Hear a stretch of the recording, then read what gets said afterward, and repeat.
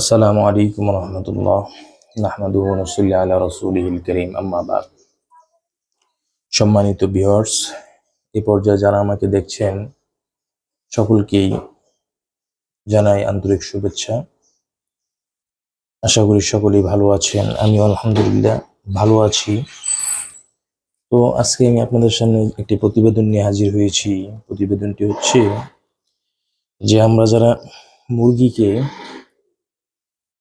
এই কুচে বসাবো অথবা আমরা মুরগি যেভাবে ফুটিয়ে থাকি, সেক্ষেত্রে আমাদের চিন্তা ফিকির থাকতে হবে যাতে আমাদের মুরগির ডিমগুলো যেন সকলটি এক সাইজের থাকে, তাহলে বাচ্চাগুলো সব এক সাইজেরই আসবে, অন্যথায় ছোট বড় হবে। যেমন ধরেন যে আমার এই ডিমগুলো আর এই যে এই ডিমগুলো, এগুলো এক সাইজের, এগুলো সব এক সাইজের। তো এখানে আমার দুইটা মুরগির ডিম, এই ছোট ডিমগুলো যে মুরগিটা পারছে সেই মুরগিটা হলো বড় মুরগি। তো আর এই বড় ডিমটি যে মুরগিটা পারছে সেই মুরগিটা হলো ছোট মুরগি, সাইজেও ছোট এবং দেখতেও ছোট, এবং সে পারতেছে বড় বড় ডিম, আর যেটা সাইজে বড় সে পারতেছে ছোট ছোট ডিম। এটার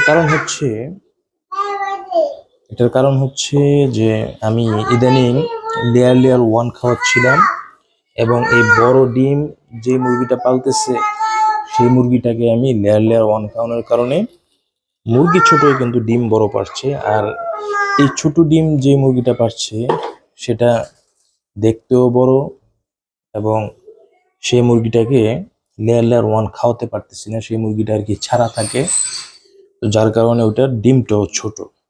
তো লেয়ার 1টা যদি আমরা খাওয়াতে পারি, অবশ্যই আশা করা যায় ডিমটা একটু বড়ও হয় এবং পাশাপাশি ডিমের প্রোটেকশনও ভালো পাওয়া যায়।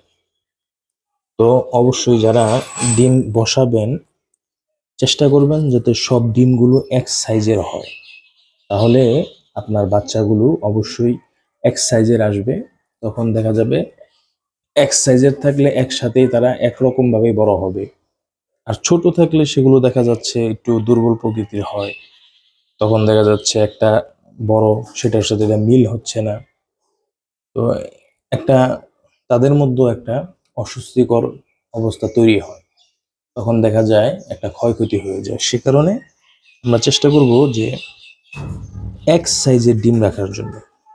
তো আশা করি আমার এই সংক্ষিপ্ত আলোচনা থেকে আপনি কিছু একটা হলেও উপলব্ধি করতে পেরেছেন। আমার জন্য দোয়া করবেন, আমি আপনাদের জন্য দোয়া করি।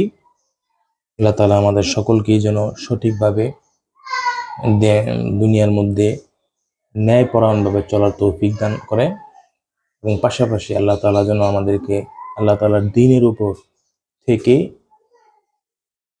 দিনকে মেনে যেন চলার তৌফিক দান করে। সকলে বলি আমিন। আসসালামু আলাইকুম ওয়া রাহমাতুল্লাহ।